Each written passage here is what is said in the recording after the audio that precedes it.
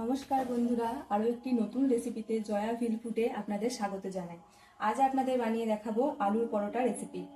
আলুর পরোটা বানানোর জন্য এখানে আমি একটা মিডিয়াম সাইজের আলু সেদ্ধ করে গ্রেট করে নিয়েছি। এটা ভালোভাবে আমি মেখে নেব। ভালোভাবে মেখে নেবেন যাতে কোনো গোটা না থেকে যায়।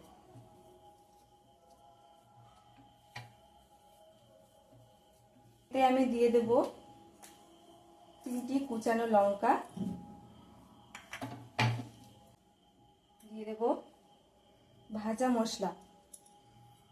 ভাজা মশলার মধ্যে আমি নিয়েছি 1 চামচ জিরা, 1 চামচ ধনে, 1 চামচ মৌরি। এটা আমি শুকনো কড়াইয়ে রোস্ট করে গুঁড়িয়ে নিয়েছি। ভালোভাবে মেখে নেব। এবার এতে দেব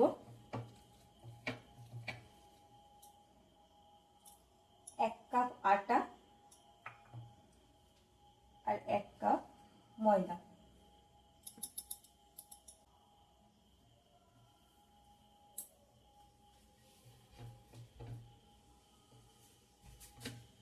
আর দেব হাফ চামচ লবণ,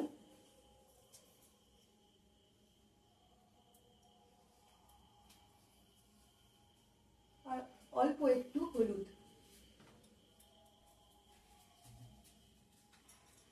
দেব 2 চামচ রিফাইন অয়েল।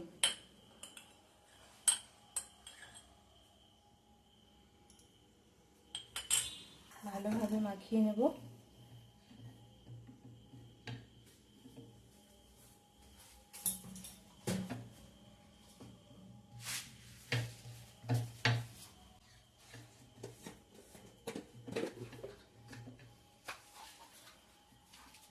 আর অল্প চিনি অ্যাড করব।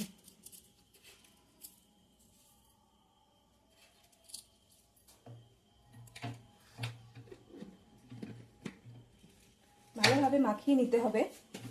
এটা প্রথমেই জল দিয়ে মাখিয়ে নেওয়া যাবে না।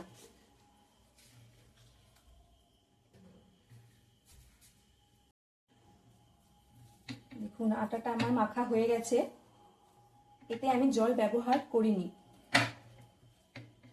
আলু আর আটা ময়দার পরিমাণ ঠিকঠাক নিলে এতে জল ব্যবহার হবে না।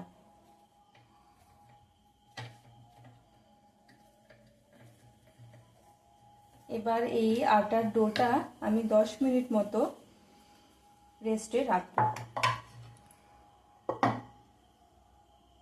ফিরে এলাম 10 মিনিট পর।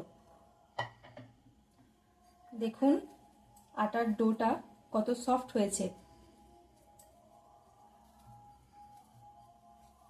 আর 1-2 মিনিটের মতো আমি এটা মেখে নেব।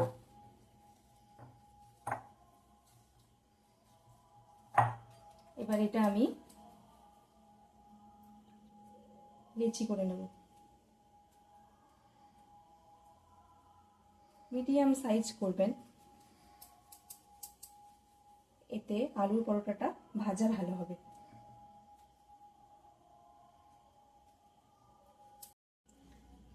এবার আমি সব লেচিগুলো বেলে নেব।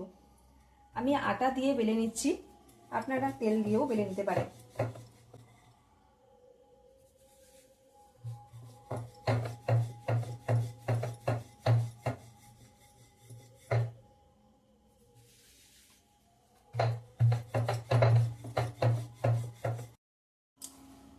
দেখুন আমি পরোটাটা এরমভাবে বেলে নিয়েছি। বেশি মোটাও হবে না, আবার বেশি পাতলাও হবে না। আলুর পরোটাগুলো ভাজার জন্য আমি এখানে তাওয়া ভালোভাবে গরম করে নিয়েছি। এবার এখানে বেলে রাখা পরোটাটা দিয়ে দেব।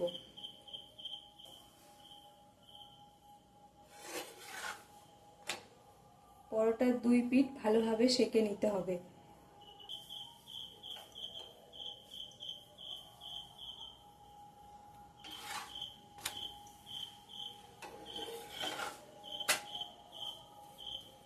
গ্যাসের আঁচটা মিডিয়াম ফ্লেমে করে পরোটাগুলো সেঁকে নিতে হবে।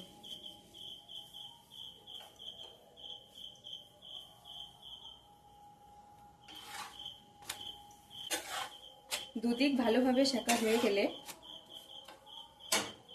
এবার এখানে আমি দিয়ে দেব রিফাইন অয়েল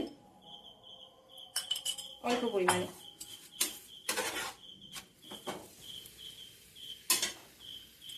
তেল খুব বেশি দেওয়ার প্রয়োজন নেই, দুই দিকে অল্প পরিমাণে দিলেই হবে।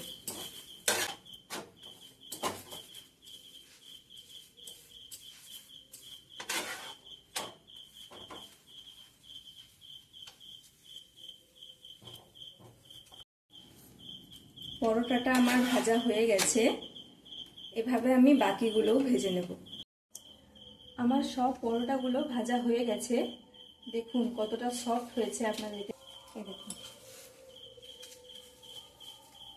দেখুন কতটা সফট হয়েছে। এভাবে করেই আপনারা বানিয়ে ফেলুন জলখাবারে আলুর পরোটা। রেসিপিটি অবশ্যই বাড়িতে বানিয়ে দেখুন, কেমন লাগলো কমেন্ট করে জানাবেন। Thank you.